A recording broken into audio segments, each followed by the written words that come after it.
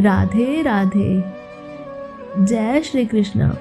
वृंदावन की मिट्टी में खेले गए राधा कृष्ण के बचपन के प्रेम की महक आज भी हर भक्त के दिल में बसती है। कहते हैं कि जब भी कान्हा बांसुरी बजाते थे तो ब्रज की हर गोपी, हर ग्वाला और सबसे बढ़कर तो राधा रानी सब कुछ भूलकर उस मधुर ध्वनि की ओर खींची चली आती थी। ऐसा लगता है जैसे यमुना की लहरें आज भी कान्हा की बांसुरी की प्रतीक्षा कर रही हों, जैसे कदम के वृक्ष आज भी रास की रातों की गवाही दे रहे हों। ब्रज की गलियों में खेलते हुए, माखन चुराते हुए और गोपियों को छेड़ते हुए जो नटखट बालक था, वही बालक राधा के लिए संपूर्ण ब्रह्मांड बन गया था।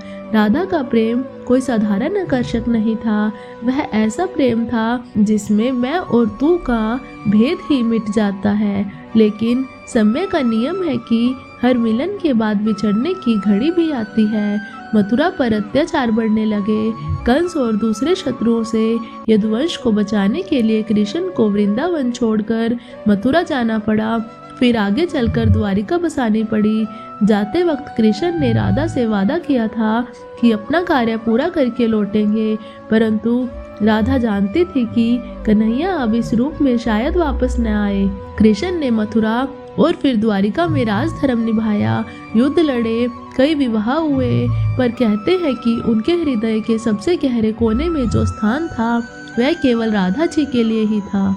इधर ब्रज में राधा का जीवन बाहर से बिल्कुल साधारण दिखता था, गृहस्थी, जिम्मेदारियां, घर परिवार, लेकिन उनके भीतर केवल एक ही साधना थी, केवल एक ही ध्यान, केवल कृष्ण का नाम। हर सुबह वे अपने आंगन को ऐसे सजाती जैसे आज ही कृष्ण लौट आएंगे।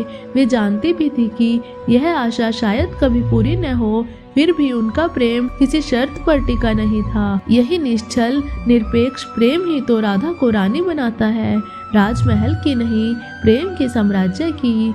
समय बीतता गया। एक दिन राधा ने मन ही मन निश्चय किया कि अगर कृष्ण अपने वचन के कारण बंधे हैं, राजधर्म में उलझे हैं, तो वे ही क्यों ना उनसे मिलने द्वारिका चली जाएं। कई कथाओं के अनुसार वे साधारण वेश में एक साध्वी या दासी की तरह लंबी यात्रा करती हुई समुद्र के किनारे बसी उस सुनहरी नगरी में पहुंची, जहां हर तरफ वैभव था, शंखों की ध्वनि थी, महलों की चमक थी, पर किसी को पता नहीं था कि यह साधारण सी दिखने वाली स्त्री वास्तव में कौन है। द्वारिका के महल में पहरे, नियम और प्रोटोकॉल थे। रानियां, मंत्री, सेवक, हर कोई अपने अपने पद पर व्यस्त था। ऐसे में राधा का प्रेम किसी पहचान पत्र के सहारे नहीं, अपने भाव के सहारे कृष्ण तक पहुंचना चाहता था। कहा जाता है कि जब श्री कृष्ण को पता चला कि ब्रज की राधा द्वारिका तक आ चुकी है, तो वे भावुक हो उठे। वर्षों बाद वे एक दूसरे के सामने खड़े थे। एक ओर थे द्वारकाधीश विराट रूप में राजकुल के स्वामी, और दूसरी ओर थी ब्रज की साधारण सी दिखने वाली लेकिन प्रेम की प्रकाष्ठा को जीती हुई राधा रानी। कृष्ण ने उन्हें अपने ही महल में रखा, और कुछ कथाओं में आता है कि राधा को महल की देविका यानी सेविका के रूप में नियुक्त कर दिया, ताकि वे राजमहल के कार्यों की देखभाल करते हुए हर दिन कृष्ण के दर्शन कर सके। इस रूप में राधा को कोई रानी नहीं मानता था, कोई उनके और कृष्ण के रिश्ते को नहीं जानता था। वे बस एक सेविका थी जो चुपचाप अपने कार्य में लगकर संतोष से केवल इस बात से प्रसन्न होती थी कि उन्हें प्रतिदिन अपने प्रिय के दर्शन मिल जाते हैं। पर जहाँ प्रेम होता है वहाँ विरह की अनिश्चितता भी जन्म लेती है। राधा के मन में एक डर लगातार बना रहता था कि कहीं फिर से ऐसा न हो जाए कि वे अपने प्रिय से हमेशा हमेशा के लिए बिछड़ जाएं।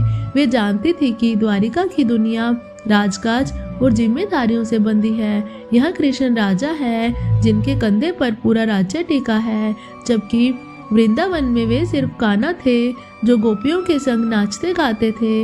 इसी द्वंद्व में एक दिन राधा ने निश्चय किया कि अब उन्हें अपने प्रेम को किसी स्थान, किसी रूप, किसी रिश्ते से मुक्त करना होगा। वे चुपचाप महल से निकल पड़ी। कोई विदाई नहीं, कोई रोना धोना नहीं, बस भीतर ही भीतर एक गहरा वैराग्य है। पौराणिक कथाओं में वर्णन आता है कि कृष्ण को राधा के हृदय की हर तरंग का पता था।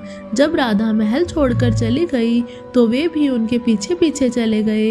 एक शांत वन या नदी किनारे जहाँ चारों ओर सन्नाटा था, केवल हवा की मंद सरसराहट और पक्षियों की दूर दूर से आती आवाजें, वही उनकी अंतिम मुलाकात हुई। कृष्ण जानते थे कि यह मिलन इस देह में अंतिम मिलन है। उन्होंने राधा से कहा, मुझसे कुछ मांगो। यह वही कृष्ण थे जिन्होंने गीता में कर्म, ज्ञान और भक्ति का उपदेश दिया, और सामने थी राधा रानी जिन्होंने बिना शब्दों के केवल एक ही साधना जानी, वह थी समर्पण की। कथाओं के अनुसार राधा ने जीवन की अंतिम इच्छा के रूप में कुछ असाधारण नहीं मांगा, न पद, न वैभव, न नाम। उन्होंने केवल यही कहा कि वे कृष्ण की बांसुरी की मधुर ध्वनि को आखिरी बार सुनना चाहती हैं। सोचिए, जिसे पूरी दुनिया भगवान के रूप में पूजती है, जिसके आगे राजा भी झुकते हैं, उससे राधा केवल एक धुन मांगती है। वही धुन जिसने कभी यमुना तट पर वृंदावन के निकुंजों में दोनों के प्रेम को जन्म दिया था। कृष्ण ने बांसुरी उठाई और वही स्वर छेड़ा जिसे सुनकर कभी राधा दौड़ती हुई आ जाती थी। अंतर बस इतना था कि इस बार राधा कहीं पहुंचने के लिए नहीं, बल्कि स्वयं में विलीन होने के लिए यह धुन सुन रही थी। जैसे जैसे बांसुरी की तान ऊंची होती गई, राधा की सांसें धीमी होती गई। उनकी आंखों के सामने वृंदावन की गलियां, यमुना के तट, माखन चुराते नटखट कान्हा, रासलीला की रातें, यह सब एक एक करके चलचित्र की तरह गुजरते रहे। जब बांसुरी की अंतिम तान हवा में घुली तो कहा जाता है कि राधा ने उसी क्षण अपना नश्वर शरीर त्याग दिया और सदा सदा के लिए कृष्ण में विलीन हो गई। कृष्ण ने बांसुरी को भी सदा के लिए त्याग दिया, क्योंकि अब वह स्वर जिसे सुनने के लिए वे बजाई जाती थी, उसी स्वर में राधा विलीन हो चुकी थी। इस तरह द्वारिका में हुआ यह अंतिम मिलन किसी साधारण प्रेम कथा का अंत नहीं, बल्कि आत्मा और परमात्मा के पूर्ण एकत्व की अनुभूति थी। कुछ पुराणों और लोक कथाओं में यह भी कहा गया है कि राजसूय यज्ञ के समय राधा कृष्ण के साथ पत्नी के रूप में उपस्थित थी, और उनके इस रूप को छाया राधा के नाम से भी जाना जाता है। कुछ परंपराएं यह मानती हैं कि ब्रह्मा जी ने स्वयं एक दिव्य विवाह कराया था, जो बाहरी दुनिया की आंखों से ओझल रहा, परंतु प्रेम के स्तर पर वे सदा ही एक दूसरे के अर्धांग थे।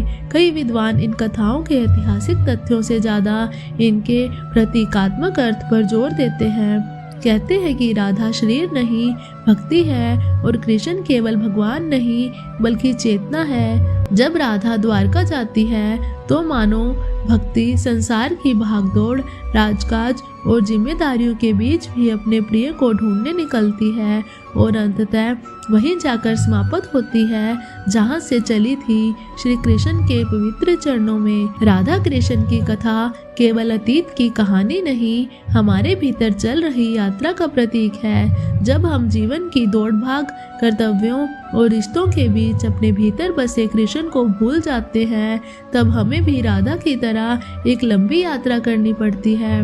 बाहर से नहीं, भीतर से। द्वारिका का महल हमारे दिमाग का शोर है और वृंदावन हमारा हृदय।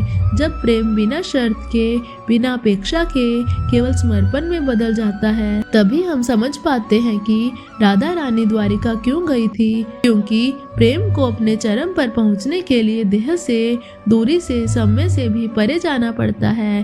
अंत में यह कथा हमें सिखाती है कि राधा कृष्ण की कहानी केवल इतिहास नहीं, बल्कि हमारे जीवन का आईना है। द्वारिका हमारा बाहरी संसार है, कर्तव्य, तनाव, शोर, और वृंदावन हमारा हृदय। जब हम भीतर के कृष्ण को पा लेते हैं, तब समझ आता है कि राधा रानी द्वारिका क्यों गई थी, क्योंकि सच्चा प्रेम अंततः वही